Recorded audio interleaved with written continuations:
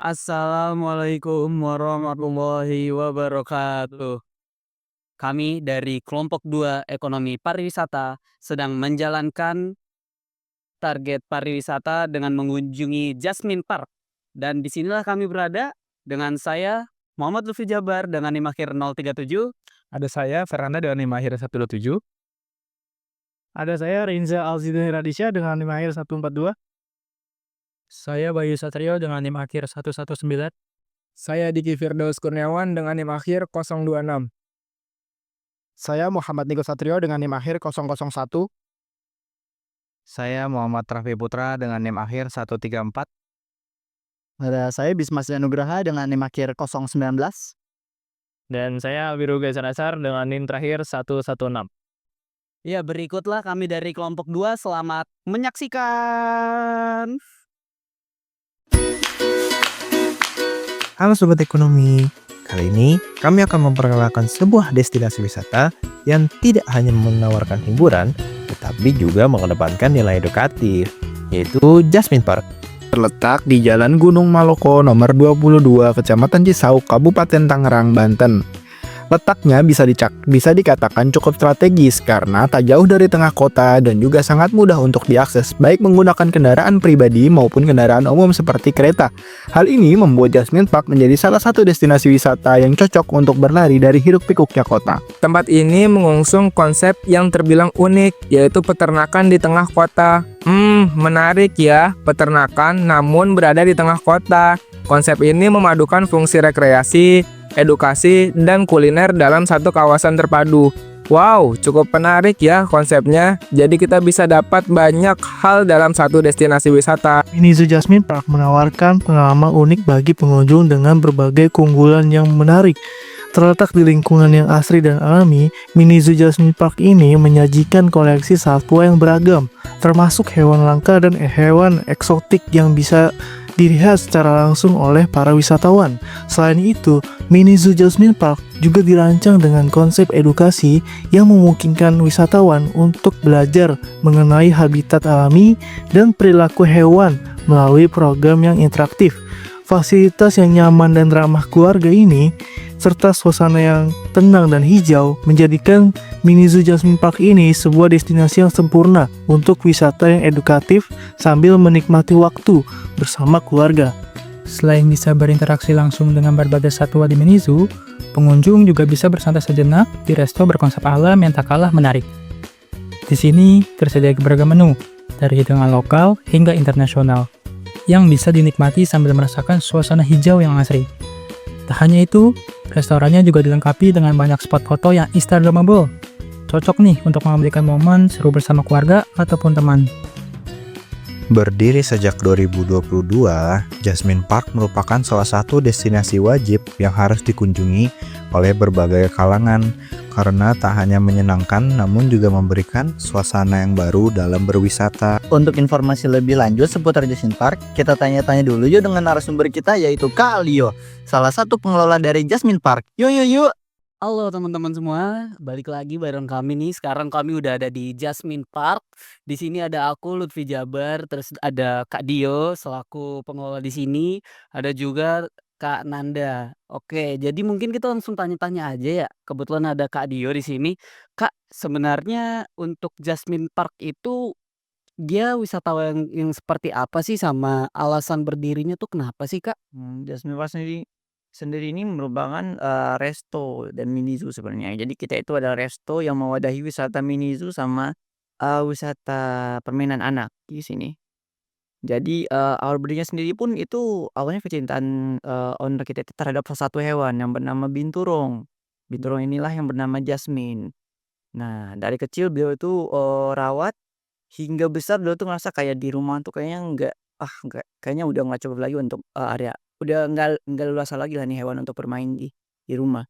Jadi beliau karena punya lahan di sini beliau buka tempat si Jasmine ini bermain di sini, plus nanti beliau tuh emang rencana untuk buka eee, wisata dan restoran di sini.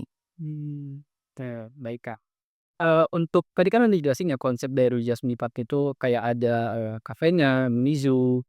Ah, dengan konsep yang dihadirkan oleh Jasmine Park ini, lebih didominasi oleh wisatawan yang kayak gimana sih, Kak? Dari, anak-anak atau orang dewasa, terus juga lebih didominasi di, bagian mana sih, Kak? Entah dari kafenya atau mungkin orang yang lagi sering lihat ke arah New Kalau untuk, pengunjung ya, pengunjung itu kita lebih dominannya ke keluarga sebenarnya, tapi sih nggak menutup kemungkinan, remaja atau dewasa juga ada di sini. Karena yang sekarang itu kayak ada budaya zoo Depen Sumadunya itu kadang itu jadi daya tarik, pengunjung usia remaja, ke dewasa pun untuk dagang ke sini. Dan kalau untuk tempat sih, di sini itu selain dari, resto, selain dari mereka nikmati makanan dari kami juga, daya tarik di sini tuh ada di mini zoo-nya. Karena emang kita tuh hadirkan hewan-hewan yang jarang, ada, isi jarang, orang umum tahu.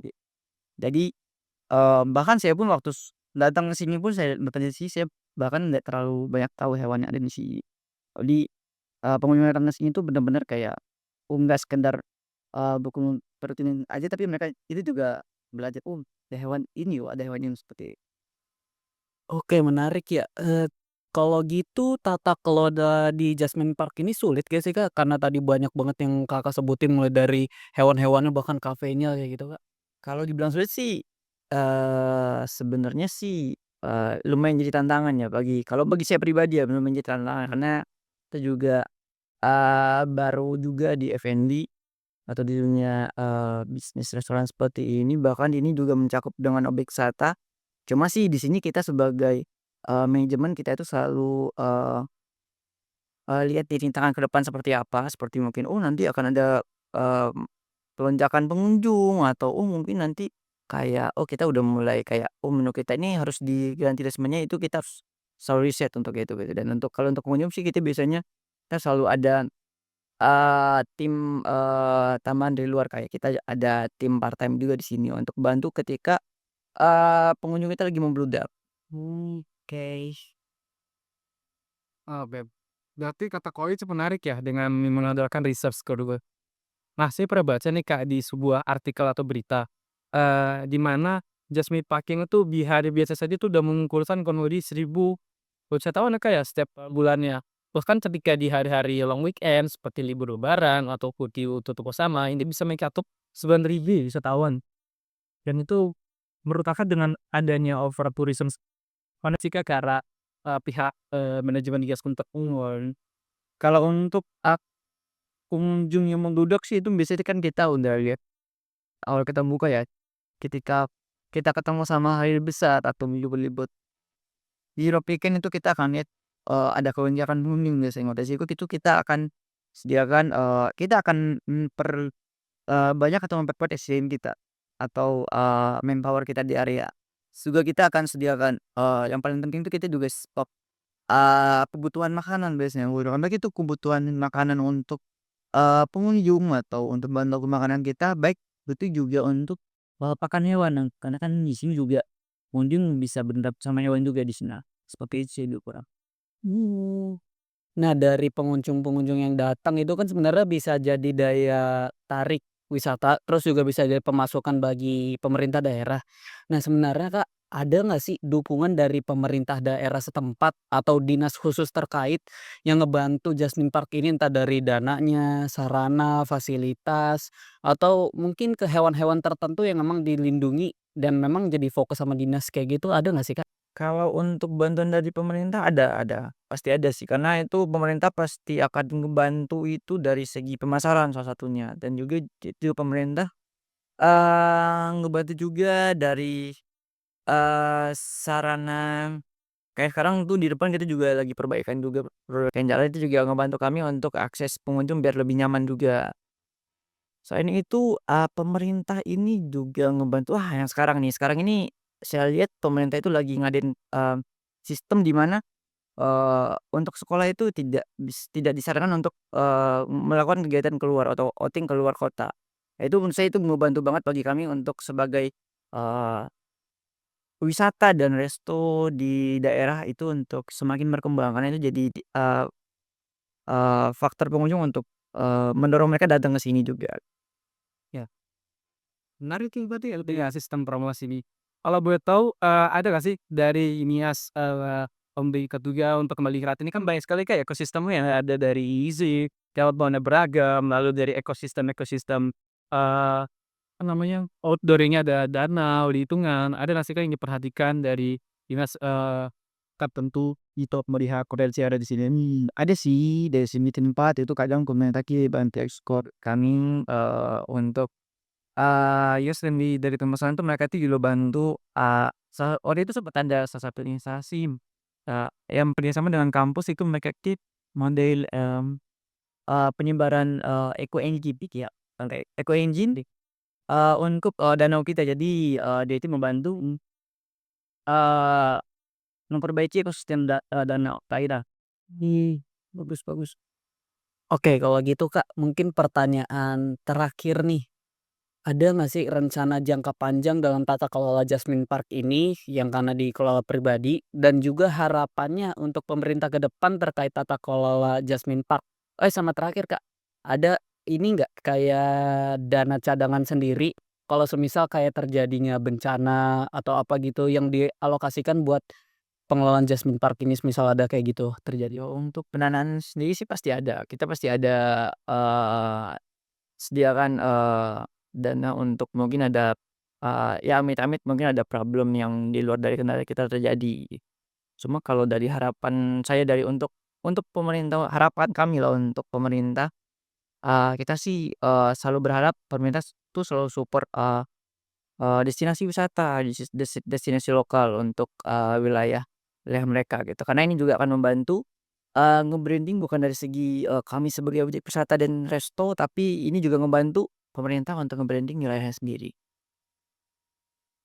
Oke, menarik berarti ada ya semuanya. Oke, teman-teman, mungkin itu aja dari kami terkait penjelasan Jasmine Park. Kalau aku boleh rangkum sedikit, intinya Jasmine Park ini dibangun oleh pengusaha dari owner Jasmine Park dan dia tuh beliau memiliki binatang binturong ya. Awalnya binatang binturong, lalu beliau melihat sepertinya butuh cakupan taman yang lebih luas. Alhasil dibangunlah nama Jasmine Park ini dan Jasmine itu diambil dari nama binturong itu sendiri.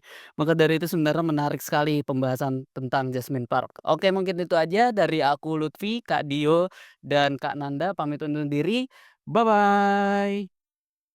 Sekian dari kelompok kami, kelompok 2 Ekonomi Pariwisata. Wassalamualaikum warahmatullahi wabarakatuh.